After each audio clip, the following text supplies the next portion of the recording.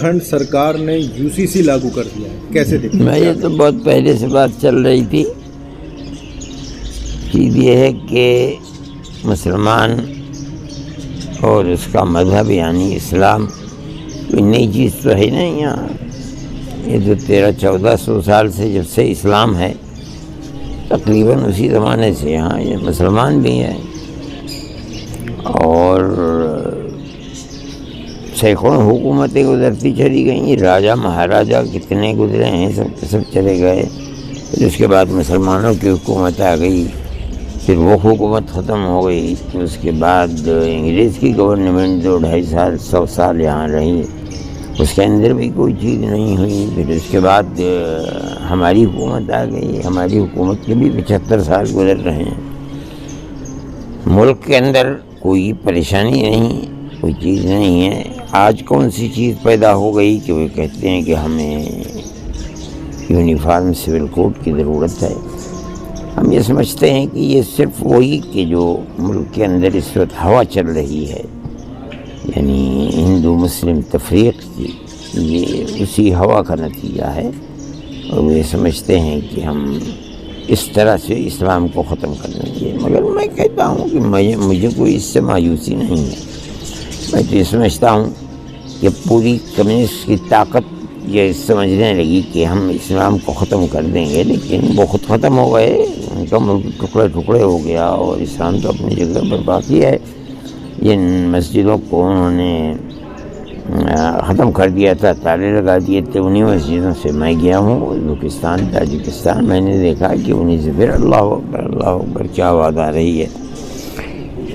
لیکن بہرحال ان کی یہ صورت ہے. اور قانون یہ میری نظر میں ایسا نہیں ہے کہ جس قانون کو کسی ایک صوبے کی گورنمنٹ قبول کر لے گی. اور یہ تو ایک ایسی چیز تھی کہ مسلمان پورے ملک میں رہتا ہے، اس لیے پورے ملک کے اندر یہ بات کرتے وہ تو چلتی، لیکن وہاں بھی نہیں چل سکتی ہے. دوسری بات یہ ہے کہ انہوں نے خود ملک کے اندر قبائلی لوگوں کو اس قانون سے مستثنی کر دیا ہے. یکساں civil code, uniform civil code جس کو کہا جا سکتا ہے، وہ تو جب ہی ہو سکتا ہے کہ جب ملک کے سب لوگ اس کو قبول کریں. 20 کروڑ مسلمان اگر اس کو قبول نہیں کرتا ہے تو ان کا یہ کہنا کہ ہم یکساں سول کوڈ کو لے آئیں گے، یہ تو ممکن نہیں ہے. ہم یہ سمجھتے ہیں کہ یہ جو کچھ کیا جا رہا ہے صرف یہ بتانے کے لیے کہ ہم نے یہ کیا تھا، کل کو اس کا انجام کیا ہوتا ہے اس سے نہیں ہے کوئی. یہ اس وقت یہ جو چھوٹی حکومتیں بننے جا رہی ہیں، یا یہ کہ 27 کے اندر ان کو جا کر کے دوبارہ الیکشن لڑنا ہے، تو یہ وہی چاہتے ہیں کہ یہ بتائیں کہ ہم جو کر سکتے تھے وہ ہم نے کیا، اور اس کے سوا اس کے اندر کوئی جان نہیں ہے. اور میں نہیں سمجھتا ہوں کہ ملک کی جو قانونی طاقت ہے وہ قانونی طاقت اس کو قبول کر لے گی. اس لیے کہ دستور کے اندر یہ چیز نہیں ہے کہ آپ بغیر کسی اقلیت کے اپنی رائے کے اس پر مسلط کر کے آپ کوئی دوسری رائے قائم کر دیں. یہ نہیں ہے، ایک مشورے کے روپ کے اندر انہوں نے اس کے اندر دیا ہے. ورنہ تو اگر یہ بات ہوتی کہ بزور و زبردستی ملک کا ایک ہی قانون بننا ہے تو کون سی چیز تھی کہ اس کے اندر ہمیں دفعات کے اندر 25 26 29 دفعات کے اندر وہ اقلیت کو آزادی دیں اس بات کی کہ وہ جس مذہب کو چاہیں اس مذہب کو قبول کریں. اس کی کوئی ضرورت ہی نہیں تھی. وہ اسی کے اندر ان دفعات کو ختم کر کے کہتے ہیں کہ ملک کا قانون یکساں سول کوڈ ہوگا، یونیفارم سول کوڈ ہوگا. اسے آج بغیر ہماری مرضی کے اس کو نہیں کیا جا سکتا، یعنی قانون اس کا ساتھ نہیں دیتا. جب نہیں دیتا تو ہم اس قانونی ساتھ کو لینے کے لیے اور قانونی رائے ہم کورٹ کے اندر جائیں گے اور جا کر کے اس چیز کو رکھیں گے کہ یہ ہو رہی ہے، یہ قانون کے خلاف ہے. اور ہمیں یہ توقع ہے کہ جس طریقے پر ابھی سپریم کورٹ کے اندر خاص طریقے پر اقلیتوں کے حقوق کی نگہبانی ہو رہی ہے، ہم سمجھتے ہیں کہ اس کے اندر اللہ چاہے گا تو ہمیں اس کا پورا حق دے گا. وہ تو کہہ رہے ہیں کہ یہ جو سمان ناگرکتا کا لیے اس میں بچوں کو، بوڑھوں کو، سب کو، جتنے بھی لوگ ہیں ان کو سمان طریقے سے اس میں نہیں، غلط ہے. یہ تو ہم جانتے ہیں مذہب ہمارا تبدیل ہو رہا ہے، اس لیے ہم جانتے ہیں کہ آیا ہے مذہب کے مخالف ہے یا موافق ہے. ہم کہتے ہیں کہ مخالف ہے قانون جس تم بنا لے ہو. جو لوگ بنانے والے ہیں انہیں اپنے مذہب ہی کا پتہ نہیں، ان کا مذہب کیا کہتا ہے، وہ ہمارے مذہب کو کیا جانے کہ ہمارا مذہب کیا کہتا ہے۔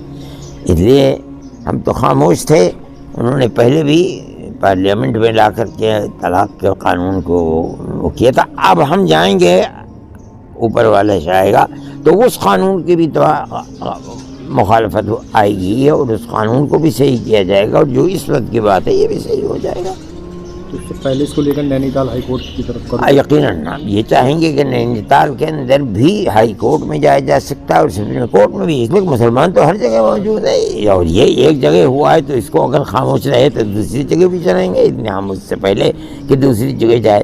ہم دیکھتے ہیں قانونی اعتبار سے جو بڑے بڑے وکلا ہیں وہ کیا کہتے ہیں، ہم سمجھتے ہیں کہ اس کو لے کر کے ہم آگے بڑھیں گے۔ وشیش روپ سے مسلمانوں کو دیکھتے ہوئے اس چیز کو یقیناً ہم یہ سمجھتے ہیں کہ وہی طبقہ جو یہ کہتا تھا کہ ہم مسلمانوں کو گھر واپسی کرائیں گے، وہی طبقہ ہے جو اس طریقے بدلا کر کے مسلمانوں کو یہ بتانا چاہتا ہے کہ ہم ان کو ان کے مذہب سے دور کریں گے۔ ہم اس کے لیے تیار نہیں، ہم تو اپنے مذہب پہ جینا اور مرنا چاہتے ہیں۔ اتراکھنڈ کے مکھیہ منتری کہہ رہے ہیں کہ کسی کے مذہب مکھیہ منتری جو کہتے ہیں انہیں اپنے ہی مذہب کا پتہ نہیں ہوگا، وہ کیا کہیں گے؟ وہ کہیں گے کسی کو مخالفت ہے یا موافقت ہے، انہیں کیا معلوم؟ وہ ہمارے مذہب کیا جانے کہاں موافقت ہو گئی کہاں مخالفت ہو گئی، یہ تو کہنے کی باتیں ہیں، کہہ رہے ہیں، کیا کریں؟ تو جمعیت نے ٹھان لیا ہے کہ یقیناً ہم اس مسئلے کو لے کر، یہ ہمارا مذہبی مسئلہ ہے اور مذہب کا دستور کے اندر ہمیں مذہب کی آزادی دی گئی ہے۔ ہم یہ سمجھتے ہیں کہ یہ اس مذہبی آزادی کے خلاف ہے، ہم سے ہمارے مذہب کو زبردستی چھینا جا رہا ہے، ہم اس مذہب کے اوپر قائم رہنا چاہتے ہیں، ہم اسی چیز کو لے کر کے کورٹ میں جائیں گے۔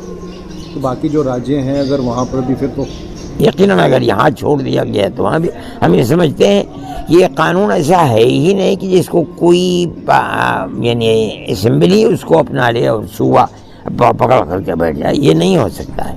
یہ تو اگر قانون کے اندر جو روح ہے، جو چاہتے، جو مشورہ دیا گیا ہے، وہ مشورہ یہ نہیں دیا گیا ہے کہ کوئی صوبہ اس کو قبول کر لے، مشورہ تو یہ دیا گیا کہ اگر ایک اقلیت اس کو قبول کرنا چاہتی ہے تو یہ ہو سکتا ہے، یہ ہو سکتا ہے جب وہ اقلیت چاہے گی۔ یہ کیا چیز ہے کہ قبائلی لوگ نہیں چاہتے دینے میں اور مسلمان نہیں چاہتا اس کے باوجود بھی ہوگا، یہ کون سی چیز ہے؟ رہ گئی یہ بات کہ وہ ہمارے لیے مفید ہے یا ہانیکارک ہے تو ہم جانتے ہیں، چیف منسٹر کیا جانتے ہیں کہ اس کو اپنے مذہب کا کتنا معلوم ہے، اس کو خدا ہی جانتا ہے۔